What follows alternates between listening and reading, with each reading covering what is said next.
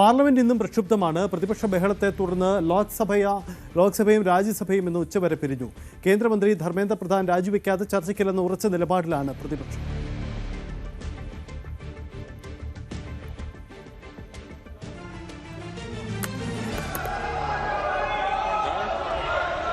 Sir, विद्युत madam जो किसी को नहीं बोलने दूंगा प्रश्नकाल के अंदर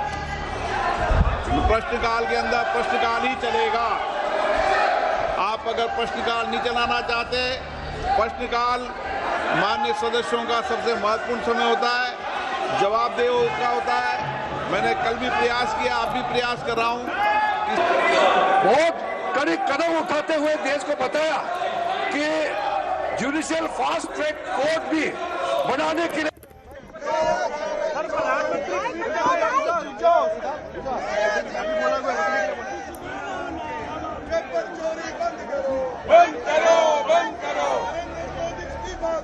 लेना जो है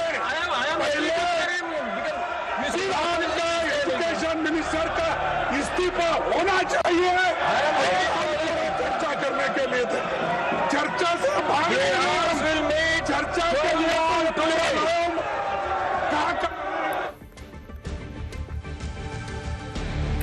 സർക്കാർ ചർച്ചയ്ക്ക് തയ്യാറാണെന്നും എന്നാൽ ഉപാധികളൊന്നും അംഗീകരിക്കില്ലെന്നുമാണ് കേന്ദ്രമന്ത്രി കിരൺ റിജിജുവിന്റെ പ്രതികരണം. ये मांग किया है कि नीट पे चर्चा होना चाहिए। आज में पूरा एनडीए पार्टी की ओर से भी फिर से मांग किया है कि ये नीट पे चर्चा होना चाहिए।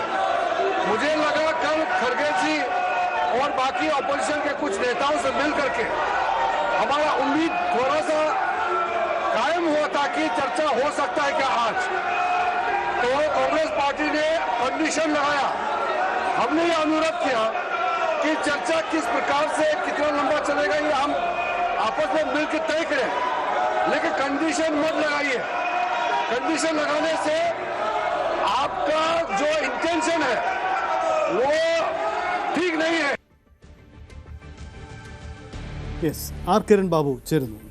കിരൺ, നമ്മൾ പ്രതീക്ഷിച്ചതാണ് ഇന്നും പാർലമെന്റിൽ ഇതിന്റെ പ്രതിഫലമുണ്ടാവുന്നത്. പ്രതീക്ഷിച്ചതുപോലെ തന്നെ ചർച്ചയ്ക്കില്ല, ചർച്ച നടത്താം, പക്ഷേ കണ്ടീഷൻ അംഗീകരിക്കില്ല, ഇതാണ് നിലപാട്. അങ്ങനെയെങ്കിൽ ഈ പ്രശ്നത്തിൽ ഒരു പരിഹാരം ഉടനുണ്ടാവില്ല എന്ന സാഹചര്യം ഉണ്ടാകുമല്ലോ. ഇതാ ഇപ്പോൾ രാഹുൽ ഗാന്ധി അടക്കമുള്ളവർ ലോക്സഭാ സ്പീക്കറുമായും കൂടിക്കാഴ്ച നടത്തിയെന്നാണ് വിവരം. എന്താണ് ഇന്ന് സംഭവിച്ചത്? സജിത്ത്, ഈ വിഷയത്തിൽ ഡൽഹിയിൽ 3 സ്ഥലങ്ങളിൽ ഒരേപോലെ തന്നെ പ്രതിഷേധം നടക്കുകയാണ്. 1 പാർലമെന്റിനുള്ളിൽ, 2 പാർലമെന്റ് സഭയ്ക്ക് പുറത്ത്, പാർലമെന്റ് വളപ്പിൽ, 3 പുറത്ത് ജന്തർ മന്ദറിൽ. പാർലമെന്റിനുള്ളിലെ വിഷയം എടുത്തു കഴിഞ്ഞാൽ ഇന്ന് രാവിലെ തന്നെ പാർലമെന്റ് ഇരു സഭകളും ചേർന്നപ്പോൾ തന്നെ പ്രതിപക്ഷം ഈ ആവശ്യം ഉന്നയിച്ചു. പ്രതിപക്ഷത്തിന്റെ പ്രധാനപ്പെട്ട ആവശ്യം ധർമ്മേന്ദ്ര പ്രധാൻ രാജിവെക്കുക, പാർലമെന്റ് സഭാ നടപടികൾ നിർത്തിവെച്ചിട്ട് അവിടെ ഇന്ന് പോലീസ് ഈ പ്രതിഷേധക്കാരായ വിദ്യാർത്ഥികൾക്കും യുവാക്കൾക്കും നേരെ നടന്ന അതിക്രമത്തെക്കുറിച്ചും ചർച്ച ചെയ്യുക എന്നുള്ളതാണ്. ഈ ആവശ്യമാണ് പ്രധാനമായും ഉന്നയിച്ചത്. കിരൺ റിജിജു രാജ്യസഭയിൽ പറഞ്ഞത്, ഞങ്ങൾ ചർച്ചയ്ക്ക് തയ്യാറാണ്, പക്ഷേ ഉപാധികൾ ഒന്നും അംഗീകരിക്കാൻ തയ്യാറില്ല എന്നുള്ള നിലപാടാണ്. പക്ഷേ ഉപാധികൾ അംഗീകരിക്കാതെ ചർച്ച പറ്റില്ല എന്നുള്ള നിലപാടിലാണ് കോൺഗ്രസ് നിലപാട്. മല്ലികാർജ്ജുൻ ഖർഗെ തന്നെ ആ നിലപാട് വ്യക്തമാക്കി. ആദ്യം ധർമ്മേന്ദ്ര പ്രധാൻ രാജിവെക്കുക എന്നുള്ള ആവശ്യം ഉന്നയിച്ചു. എന്നാൽ ഈ ആവശ്യത്തിൽ പ്രതിപക്ഷ ബഹളത്തെ തുടർന്ന് രാജ്യസഭ നിർത്തിവെച്ചു. ലോക്സഭയും സമാനമായ രംഗങ്ങളാണുള്ളത്. ലോക്സഭയിൽ രാഹുൽ ഗാന്ധിയും സമാനമായ ആവശ്യം ഉന്നയിച്ചു. ആ ആവശ്യം ഉന്നയിച്ച് വീണ്ടും പ്രതിപക്ഷ ബഹളത്തെ തുടർന്ന് സഭാ നടപടികൾ 12 മണി വരെ നിർത്തിവെച്ചു. അങ്ങനെ രാജ്യസഭയും ലോക്സഭയും 12 മണി വരെ നടപടികൾ നിർത്തിവെച്ചിരിക്കുകയാണ്.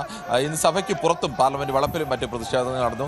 സാധാരണഗതിയിൽ പ്രതിപക്ഷ അംഗങ്ങളാണ് മാത്രമാണ് പ്രതിഷേധം ഉയർന്നത്. ഇപ്പോൾ നമ്മൾ ദൃശ്യത്തിൽ കാണുന്നത് പ്രതിപക്ഷ അംഗങ്ങളടക്കം പ്രതിഷേധം ഉയർത്തുകയാണ്. ഇതിനെതിരെ ഭരണപക്ഷ അംഗങ്ങളും സംഘടിതമായി ഈ പ്രതിപക്ഷ പ്രതിഷേധത്തിനെതിരെ മകരദ്വാറിൽ പ്രതിഷേധം ഉയർത്തുകയാണ്. അങ്ങനെ രണ്ടു കൂട്ടരും പരസ്പരം ഇരുചേരിയായി നിന്നുകൊണ്ട് പ്രതിഷേധം ഉയർത്തുന്ന കാഴ്ചകൾ കൂടിയാണ്. BJP ഉദ്ദേശിക്കുന്നത്, സാധാരണഗതിയിൽ എല്ലാ കാലത്തും പ്രതിപക്ഷ പാർട്ടികളൊക്കെ ഈ തരത്തിൽ സമരങ്ങൾ നടത്താറുണ്ട്. പക്ഷേ പ്രതിപക്ഷ പാർട്ടികൾ നടത്തുന്ന സമരങ്ങൾക്കെതിരെ ഭരണപക്ഷം അങ്ങനെ സമരം നടത്തുന്ന രീതിയില്ല. പക്ഷേ അതിന് വ്യത്യസ്തമായി ഇന്നലെ കേരളത്തിലടക്കം KPC ആസ്ഥാനത്തേക്ക് BJP മാർച്ച് നടത്തിയതുപോലെ പ്രതിപക്ഷത്തിന് നേരെ ഭരണപക്ഷ അംഗങ്ങളും അവിടെ തടിച്ചുകൂടി അവരും മുദ്രാവാക്യം വിളികളുമായി ഇവർക്കെതിരെ മാർച്ച് ഒരു സംഘർഷത്തിൻ്റെ അവസ്ഥയിലേക്ക്, അല്ലെങ്കിൽ അത്തരം ഒരു അവസ്ഥ അവിടെയും സൃഷ്ടിക്കുന്നു. പുറത്ത് ജന്തർ മന്ദറിൽ ഇപ്പോഴും ആയിരക്കണക്കിന് വരുന്ന ചെറുപ്പക്കാർ അവിടെ തടിച്ചുകൂടിക്കൊണ്ടിരിക്കുകയാണ്. അവിടെ സമാധാനപരമായി പ്രതിഷേധം തുടരുകയാണ്. സമരക്കാരുടെ പ്രധാനപ്പെട്ട നിർദ്ദേശം ഒന്നുകിൽ സമരസ്ഥലത്ത് വന്ന് ചർച്ച ചെയ്യണം, അല്ലെന്നുണ്ടെങ്കിൽ ഒരു നിഷ്പക്ഷമായ വേദി അത് കോൺസ്റ്റിറ്റ്യൂഷൻ ക്ലബ്ബ് തൊട്ടടുത്ത് തന്നെയാണ് പാർലമെന്റിനും അതോടൊപ്പം തന്നെ ഈ ജന്തർ മന്ദറിനും ഇടയ്ക്ക് വരുന്നതാണ് കോൺസ്റ്റിറ്റ്യൂഷൻ ക്ലബ്ബ്. കോൺസ്റ്റിറ്റ്യൂഷൻ ക്ലബ്ബിൽ വെച്ച് പ്രധാനപ്പെട്ട ചടങ്ങുകളൊക്കെ നടക്കുന്നത് കോൺസ്റ്റിറ്റ്യൂഷൻ ക്ലബ്ബിൽ വെച്ചാണ്. സ്പീക്കറുടെ അധീനതയിലാണ് കോൺസ്റ്റിറ്റ്യൂഷൻ ക്ലബ്ബ് വരുന്നത്. അവിടെ വെച്ച് ചർച്ചയാവാം എന്നുള്ള നിലപാടാണ് സ്വീകരിച്ചിരിക്കുന്നത്. പക്ഷേ അക്കാര്യത്തിൽ ഏതെങ്കിലും തരത്തിലൊരു മറുപടി സർക്കാരിൻ്റെ ഭാഗത്തുനിന്നുണ്ടായിട്ടില്ല. സർക്കാർ മന്ത്രിയുടെ ഓഫീസിൽ വന്ന് ചർച്ച നടത്തണം എന്നുള്ള നിലപാടിൽ തന്നെ ഇപ്പോൾ നിൽക്കുകയാണ്. പക്ഷേ ഔദ്യോഗികമായി ഏതെങ്കിലും തരത്തിലുള്ള പ്രതികരണം ഉണ്ടായിട്ടില്ല. ഇതിനിടയിൽ ചില സമവായ ശ്രമങ്ങളൊക്കെ നടത്തുന്നുമുണ്ട് BJPയും കേന്ദ്ര സർക്കാരിൻ്റെയും ഭാഗത്തു നിന്ന്.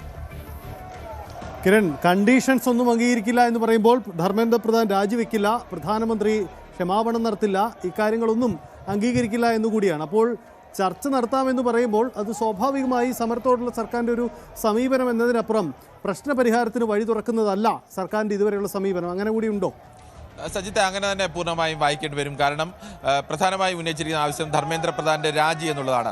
അത് കോൺഗ്രസും പ്രതിപക്ഷവും ഇപ്പോൾ ഉന്നയിക്കുന്നെങ്കിൽ ഇതിനു മുമ്പ് തന്നെ ഈ ആവശ്യം ഉന്നയിച്ചുകൊണ്ടാണ് CJPയുടെ നേതൃത്വത്തിൽ, കോൺഗ്രസ് ജനതാ പാർട്ടിയുടെ നേതൃത്വത്തിൽ ആയിരക്കണക്കിന് വരുന്ന ചെറുപ്പക്കാർ ഡൽഹിയിൽ സമരം തുടർന്നുകൊണ്ടേയിരിക്കുന്നത്.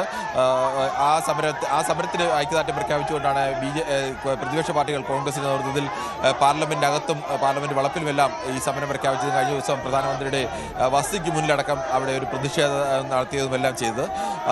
ഇത് ഇവരുടെ മറ്റ് പ്രധാനപ്പെട്ട ആവശ്യം പ്രധാനമന്ത്രി ഇക്കാര്യത്തിൽ മാപ്പ് പറയുക എന്നുള്ളതാണ്. പക്ഷേ ഈ രണ്ട് ആവശ്യങ്ങളും അംഗീകരിക്കില്ല എന്നത് തന്നെയാണ് സർക്കാരിൻ്റെ നിലപാട്. ധർമ്മേന്ദ്ര പ്രധാന്റെ രാജി എന്നത് BJPയെ സംബന്ധിച്ച് അങ്ങനെ എളുപ്പത്തിൽ അംഗീകരിക്കാൻ കഴിയുന്ന ഒന്നല്ല. കാരണം ധർമ്മേന്ദ്ര പ്രധാൻ അടിസ്ഥാനപരമായി RSS ബാക്ക്ഗ്രൗണ്ടിൽ നിന്ന് വരുന്ന ഒരാളാണ്.